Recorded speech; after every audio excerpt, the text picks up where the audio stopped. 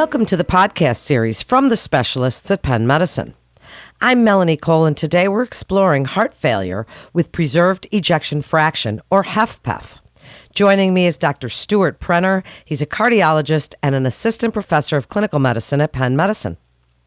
Dr. Prenner, it's a pleasure to have you with us today. And while the incidence of heart failure with reduced ejection fraction has decreased, the incidence of heart failure with preserved ejection fraction, or HFpEF, continues to rise. I'd like you to briefly explain the role of ejection fraction in heart failure diagnostics, the difference between preserved and reduced ejection fraction. Do patients with these conditions have similar disease course? Are they treated the same way? Give us a little bit of background and an update on what's going on with this. Sure, happy to do so, and thanks for having me. So the first thing to recognize before we get into the actual types of heart failure is just to remind our listeners that heart failure is a clinical condition, and so it's the patient telling a story of certain signs and symptoms that they have, usually shortness of breath, fatigue, signs of fluid buildup, and the physician thinking that the heart is the likely explanation for this. Heart failure really is a clinical condition first and foremost. It turns out that when we image the heart, one of the biggest branch points in terms of how we label these conditions is whether or not the heart is squeezing normally, and so that's where the concept of ejection fraction comes in. And in general, we've set a cutoff of about 50%, meaning that if somebody's got symptoms of congestive heart failure, but the heart is squeezing normally, meaning the ejection fraction is greater than 50%, we label that as HFpEF, or heart failure with preserved ejection fraction.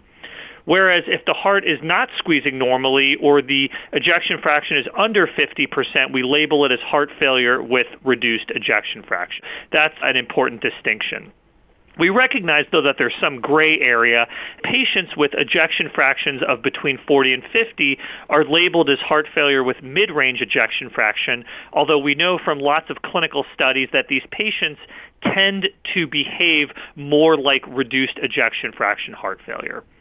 In terms of why this matters, this distinction is important because these different patient populations behave very differently, both in terms of their response to medical therapy and also just who these patients are in general.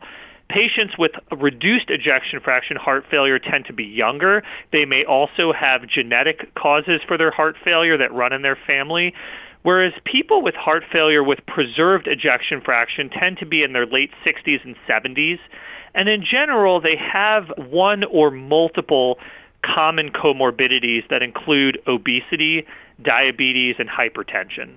Whether patients have preserved or reduced ejection fraction, all forms of heart failure tend to progress over time, and so it's important that people with these conditions are seeing physicians and getting medical care. But to your question, they're treated very differently. Whereas reduced ejection fraction heart failure has something like 20 plus guideline-directed class 1 indications for treatments and devices, heart failure with preserved ejection fraction up until recently has had very little in the way of interventions that were shown to have significant benefit.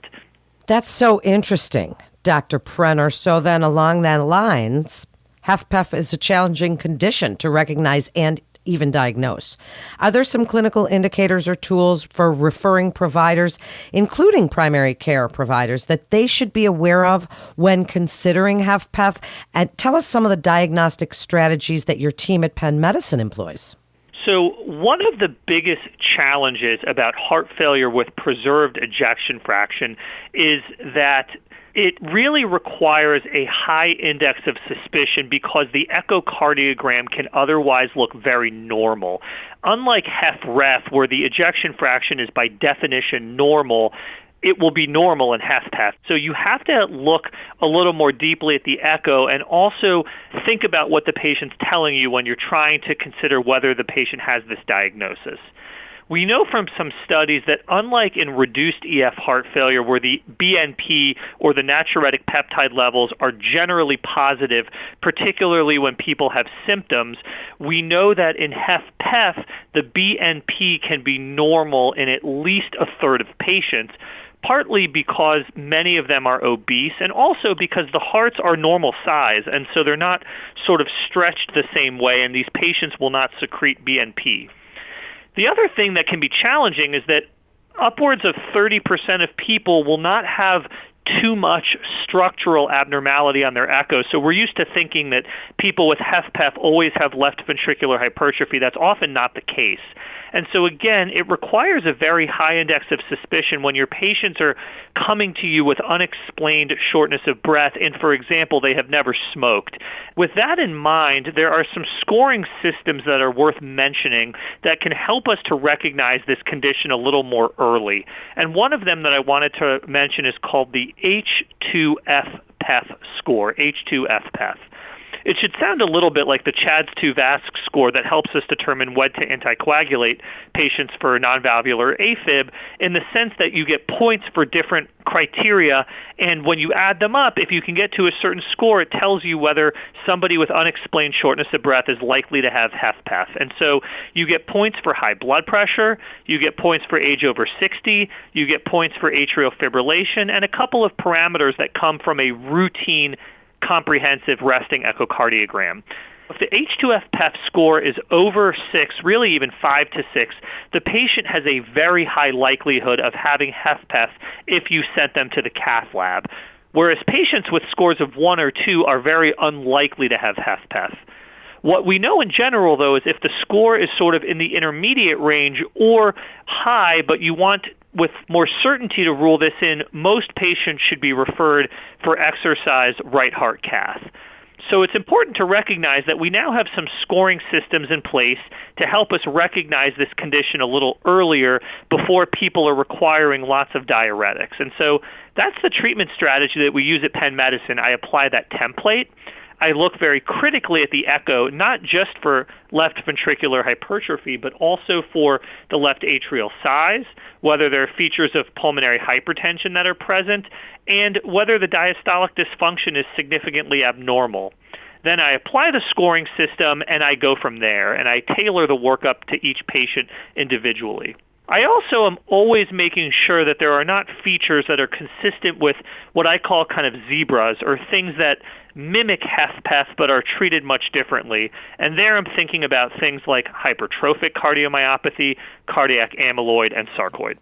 I'm glad you made that point. So as you've been saying, historically, there have been limited therapeutic options for HFpEF, but this is really changing dramatically. Can you discuss the specific interventions recently approved, including SGLT2 inhibitors, and on the horizon, what makes this so exciting? And what is Penn Medicine's experience with these treatments and others? What technologies besides medicine are available for this condition? That's why I think being in this space is so exciting, because unlike for HFrEF or reduced, where, like I mentioned, we've got a dozen medications, devices, and all of these have had robust clinical trial data. Up until last fall, we really had no pharmacologic intervention that met a primary endpoint in a large-scale clinical trial. And that was changed by the Emperor Preserved study that looked at SGLT2 inhibitors in both diabetics and non-diabetics who either had a heart failure hospitalization or had an elevated BNP level. And I was very excited about this because this is the first clinical trial that met its primary endpoint, and for me has really elevated SGLT2 inhibitors to one of the main tools that I'm using in this patient population. It also turns out that SGLT2 inhibitors are good medications for diabetics and for people with chronic kidney disease, and this is probably at least half of people with HFpEF anyway. The other sort of exciting areas are a relook at Entresto. As many will recall, Entresto is one of the most powerful medications for HFrEF, but sort of missed the mark in the primary endpoint for efficacy in HFpEF in the Paragon study. But more recently, there's been some post hoc analysis looking at the outcomes, particularly in women and particularly in people who, even though their ejection fraction is technically normal because it's over 50, are kind of in the lower end of things, under 57 in the study, seem to benefit. And what's really exciting is that we're seeing a change in the heart failure guidelines literally as we speak. The 2020 heart failure guidelines that just came out now have recognized both Entresto and SGLT2 inhibitors in the pharmacologic management of HFpEF. So this is super exciting and is literally changing sort of as we are speaking.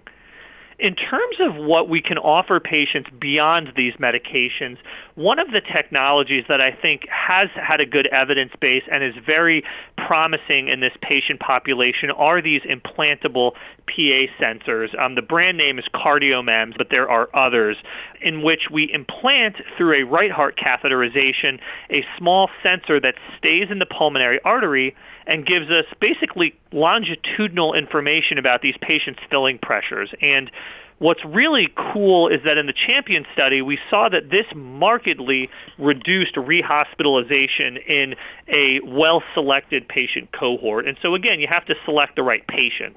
Someone who's got really terrible dietary indiscretion or medication noncompliance may not be benefited, but for the right patient, these sensors have really enabled us to partner with patients and keep very high-risk patients out of the hospital. And so I think the future is bright for HFpEF for all of these reasons.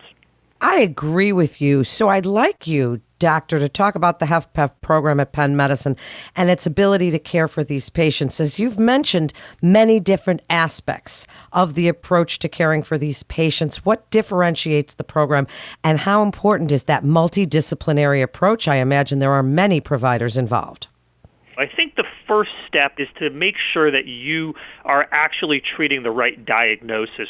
We do as much testing as is necessary to ensure that we are truly dealing with HFpEF, and also that we're not missing something like cardiac amyloidosis, we're not missing hypertrophic cardiomyopathy. And so it's really important to both have a template when you approach these patients so you don't miss things, but then also to do the adequate amount of testing so that you know confidently that you're dealing with this. And I am routinely referring patients for exercise right heart cath so that I know what I'm dealing with and that I know, for example, that I'm not dealing with something like pulmonary hypertension. Once we have the diagnosis correct, you're absolutely right that this really requires a multidisciplinary intervention for a couple reasons. One is that the comorbidities that these patients have often drive the heart failure. So you have to kind of put your money down on addressing these patients' comorbidities, whether it's sleep apnea, whether it's diabetes, whether it's weight loss. So we rely heavily on our colleagues in sleep medicine and endocrinology, in bariatrics and obesity-related medicine to really try to address these comorbidities. AFib plays a huge role in these patients' symptom burden, and so we rely very heavily on our electrophysiology colleagues to weigh in on sort of rate and rhythm control for these patients. And then the other thing that we offer is really a tailored approach to the medical management, including the diuretic management, both to get these patients feeling better, but then in general to try to reduce the amount of diuretics they need in the long term. In that respect, we rely heavily on our nursing partners and on our nurse practitioners and our colleagues in renal to try to work to keep these patients out of the hospital.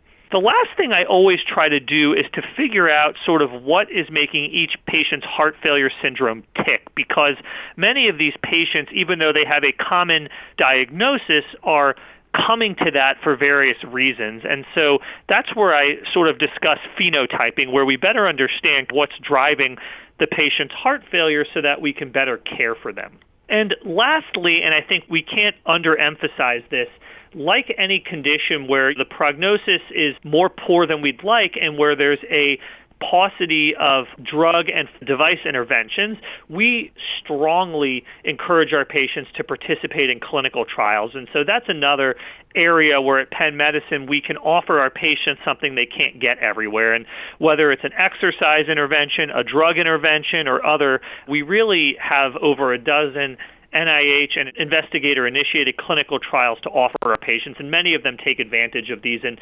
enjoy what that offers them in addition to the clinical management. So that's how we approach these patients. They're all different. They all require a different workup and management, but then ultimately we try to offer them what clinical trials make sense for them. Finally, Dr. Prenner, what would you like referring physicians to know if they have a patient with suspected HFpEF and when you would like them to refer to the specialists at Penn Medicine? So, as I mentioned before, heart failure with preserved ejection fraction is very common.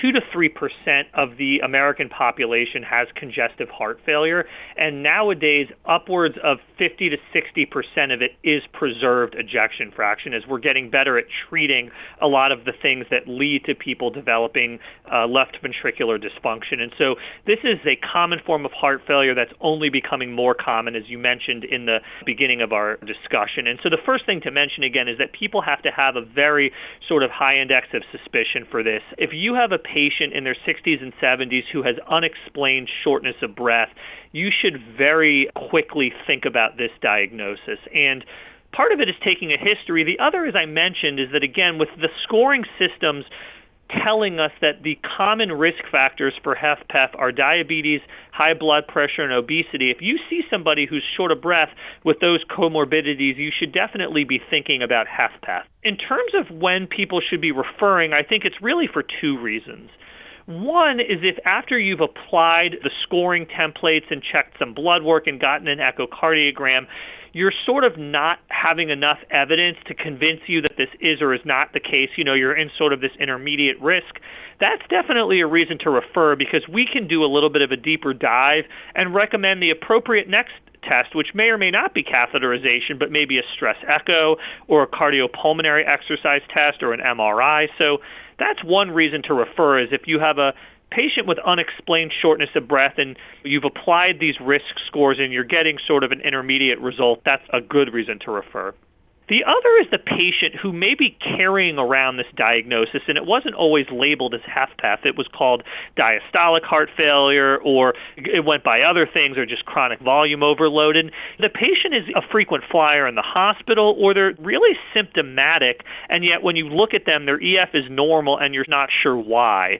These are people who are also very important patients to refer, because once heart failure patients start getting hospitalized for heart failure, and particularly more than once, their prognosis and the natural history of the disease is very poor. And so these are people who should definitely be referred sooner than later. We can make sure that they have been appropriately worked up, and then consider things like PA sensors to work with them and keep them out of the hospital. So those are two common groups that should be referred. What an informative podcast this was, Dr. Prenner. Thank you so much for joining us and sharing your incredible expertise and telling us about the program for HFpEF at Penn Medicine.